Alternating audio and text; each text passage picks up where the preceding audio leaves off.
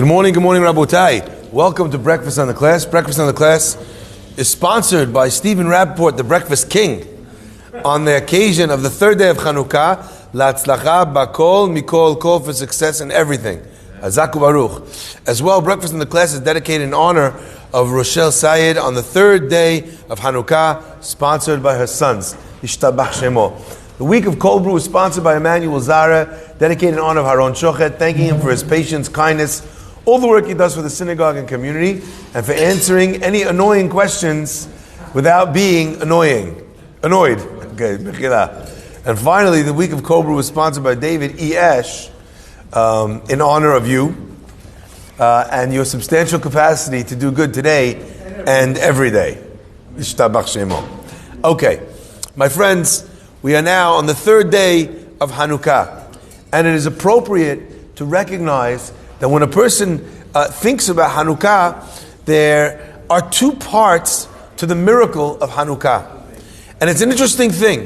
You know, if you ask most people what the reason for the miracle is, what is the miracle? The miracle is that you took a candle, what happened? You lit the menorah, it should have lasted for one day, it lasted 8. Only yesterday I saw online someone wrote that they had the miracle of Hanukkah the other day, yesterday in reverse. He had 8 donuts and they were all gone in one day. Either way, the point is, Rabotai, yeah, unbelievable that everybody focuses in the world that this is the miracle of Hanukkah. Look in Al HaNisim and you'll see that in Al HaNisim there's no mention. There's no mention. Right?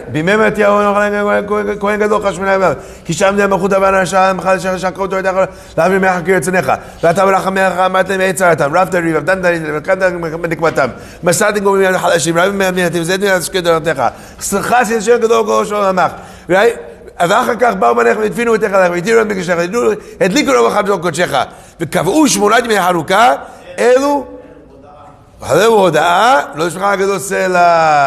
There's a lot of words that I just said there. And I know I'm going to get flack, by the way, for people saying, Rabbi, you said a lot of Hebrew words, you didn't translate them.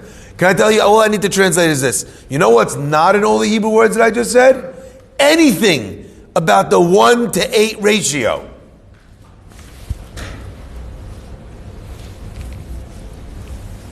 No? Is this not right? Al HaNisim makes no mention about the fundamental miracle of Hanukkah. All it talks about is about the war. In fact, if all it mentioned was the war, for all you Faulty Towers fans out there, here we go, we got one that knows it. I think I got away with it, right? Don't mention the war, right? So, you mention the war, fine. You don't want to mention what happened afterwards, don't mention what happens afterwards. But Al HaNisim does go into what happened afterwards. They lit the candles in the holy sanctuary. They cleaned the Beit HaMikdash. And then it just neglects to mention the part about the miracle that we actually celebrate. So this idea, this concept actually, I think gives us a tremendous point of reference for understanding the elements of Hanukkah that I think are perhaps the most important but get the least press. You see the two miracles of Hanukkah. One miracle, the famous one that everybody knows about. But if you ask your average Jew on the street or your average Joe on the street, they will not be able to tell you that the miracle of Hanukkah was about the fact that the wars were won miraculously. They don't know that. That's not part of pop culture.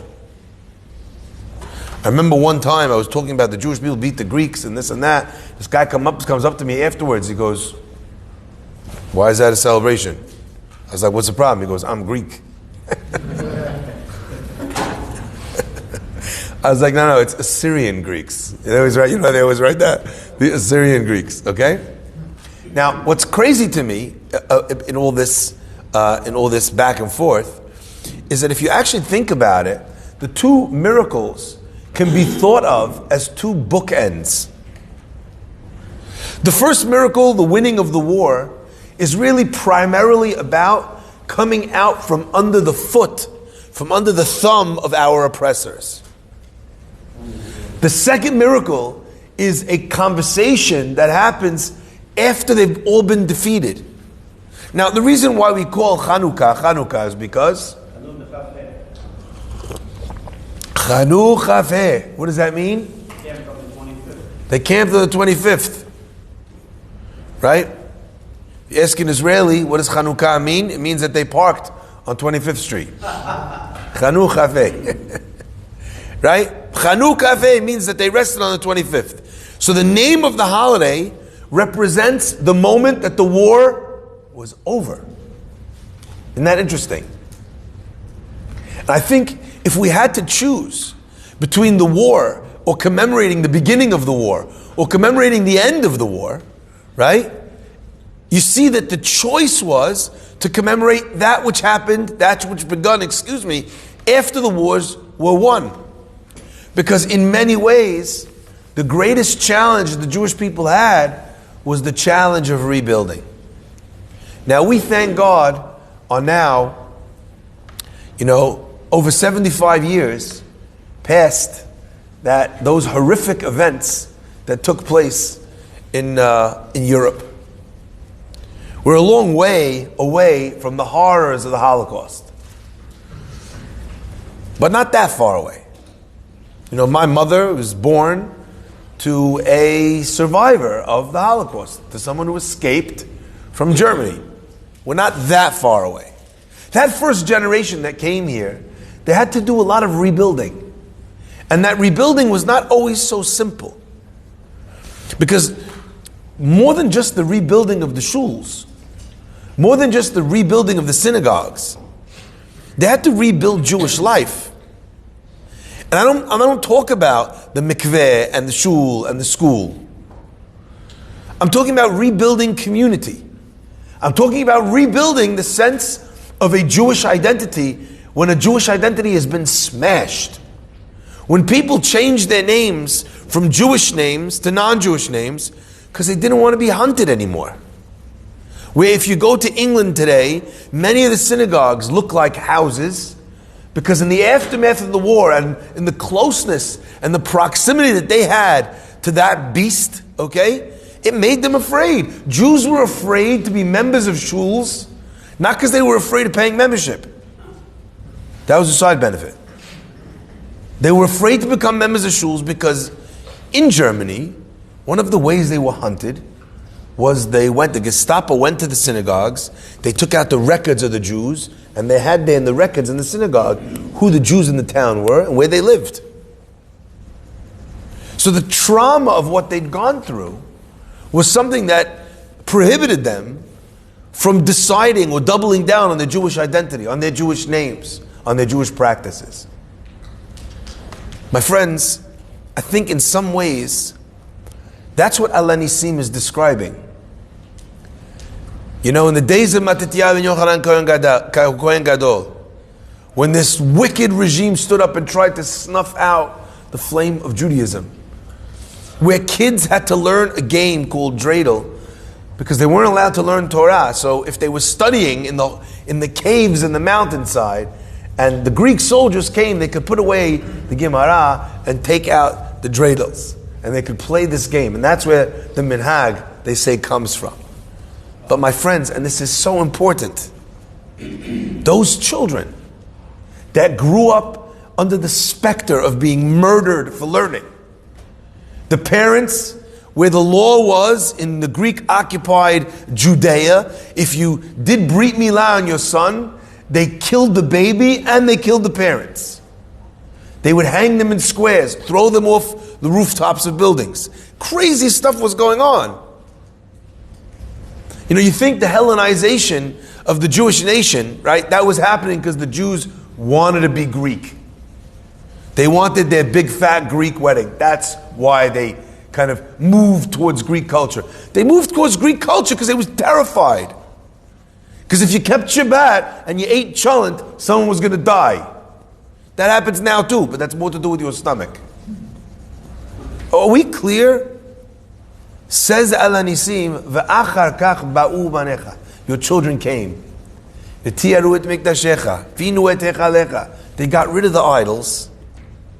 They cleaned the Bet HaMikdash. Ve'edliku nerot b'chatzot kodshecha. In essence, one of the miracles of Hanukkah is the capacity of a human being to rebuild after tragedy. Again, I'm going to say that one more time. One of the great miracles of Chanukkah is the capacity to rebuild in the aftermath of tragedy. The wars tore us apart. The persecution destroyed us, filled us with fear. And then, after it was over, Chanukkah Hey, what happens when they had a chance to rest? What did they do? Did they go to Miami Beach and take a suntan? Did they just relax? Is that what they did? The aftermath of winning the war and being at peace was not a bunch of Jews chilling, eating donuts. It was going back to the Bet HaMikdash, cleaning out the idols, cleaning the Bet HaMikdash, making it into a holy place, and lighting candles for all of eternity for the Jewish people. There are two responses that people have to trauma and tragedy in their life. One response is the fetal position. Crawling up, just trying to lick your wounds, trying to feel safe again, changing your last name so people don't find you. And then there's another response. The second response is to get right back up on the horse and to figure out how to position yourself so that the trauma, which can be momentary, does not become your story, your life story. Many years ago, Erev Shvi'i Shel Pesach, my daughter and I was swimming in the ocean in Mexico, on a Pesach program. We'd gone with the family a little bit away from the beach. We didn't want to be, everyone was there, maybe less appropriate for a rabbi and his family. So we went all the way to the right, in between these two hotels. We had this whole open space for ourselves. We went swimming, and all of a sudden I saw that my daughter was getting pulled into the water. And I saw that even though she was swimming far, my wife said, tell her to come back. I told her to come back. She starts swimming to the shore, but she's swimming towards the shore, but she's moving the opposite way. So I knew I had to make a decision, either to run to get help or to swim after her. I swam after her. I try to calm her down, explain to her we're going to swim the sideways, right? You swim perpendicular to the shore and then you come back until you're out of it. I explained to her we're going to do that, but the undertow was so strong, it kept pulling us down. Every time you get hit by a wave, you get smashed down. You try and come up, for a second, you get smashed down again. And you're swimming as fast as you can, and the panic takes over, and you're flailing your arms. And as this is happening, you're getting, more and more panic. You have less and less to breathe. And she started panicking. She grabbed me around my shoulders, around my neck. She's trying to stay up also. I realized that we're not going to make it if we're in this situation for any much longer. I managed to pull myself up over the water and scream to my wife to yell for help, go for help. And this is the situation that we're in. They come running from both sides, from both hotels, they come running towards us. And thank God we managed to stay up enough that they got to us in time. And they took us with those orange things, Baruch Hashem, to the shore. I make a Seudat Hoda'ah, usually, Erev Shvi'i Shel Pesach, for that reason. We get to the beach, my daughter sits down on the ground, we're like, after 2 seconds, she stops. I still remember the Mexican guy who saved us, asked her if she wanted some tequila. She was underage, in all countries. As soon as she breathed for 1 minute, 1 second, caught her breath, I stood her up, and I walked back with her into the ocean. Because if you don't walk back into the ocean, then your fear of the ocean will exist forever. Ve'achar kach ba'u, and after that your sons came, and they walked back into the temple that had been defiled. They walked back into the place where the entire rebellion had started, with Matityahu, where their father was forced to sacrifice a pig on the Mizbech in the Bet HaMikdash. And instead of sacrificing a pig, he took out the knife of the Shechitah and he started the war, and he killed the commander that had killed so many Jews, that was trying to add insult to injury. And with that moment, the Mila Hashem Elai moment, the Micha Mocha Ba'elim Amunai moment, the Maccabi moment, Micha Mocha Ba'elim Hashem, who is like you amongst the mighty, O God. With that moment, the rebellion was born, and their freedom was won. But you think about the bodies littering the courtyard of the Beit HaMikdash. You think about the tragedies that took place there. And what's the first thing they do after the war? The Achar Kach Ba'u, after that your children came in and they cleaned your Hechal. The question I ask to every person who is listening to this, here or otherwise, is what is your response to tragedy? Is it a Chanukkah response to trauma? You rested on the 25th. Tell me what you did on the 26th.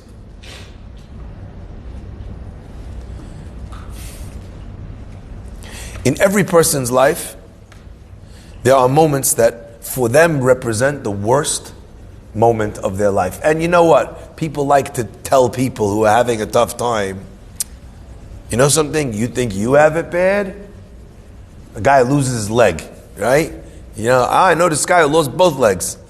Wimp, right? You're crying or losing one leg? You still have one. You know people like to do that? Guy loses his job, at least you still have your family. A guy loses his family, at least you still have your job. Right? People love to do this. And in some ways, it's the wrong thing to do. It minimizes the person's pain. And by the way, the worst experience of a person's life is no less the worst experience of their life because other people have had worse experiences than them. It's still the worst thing that they've encountered. The challenge, my friends, is actually what happens after that challenge. What happens after a person is unfairly discriminated against because they're Jewish? Does that make them hide? Do they hide their Jewish identity because of that? Or do they bring it out stronger? What happens after a person suffers? You know, they lose a job, they lose a shidduch, they lose, God forbid, they could lose a child, they could lose a family member. How do you respond to that? A person who loses faith, their whole life, they believe, they pray, they did this. A rabbi promised me if I said this for 40 days in a row, and then it doesn't happen. You know, for some people, the fact that they were promised 40 days in a row and then it would happen and it doesn't happen, that's incredibly traumatic. Even though their life is otherwise really good, it really rocks the foundations of their faith.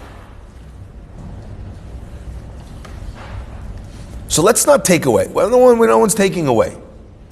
Whatever your difficult experiences have been, how do I look at that experience, the experience itself that I went through, and respond to my pain, respond to my trauma, respond to my tragedy?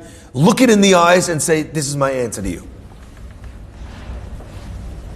You know, I don't know if you guys are sports fans,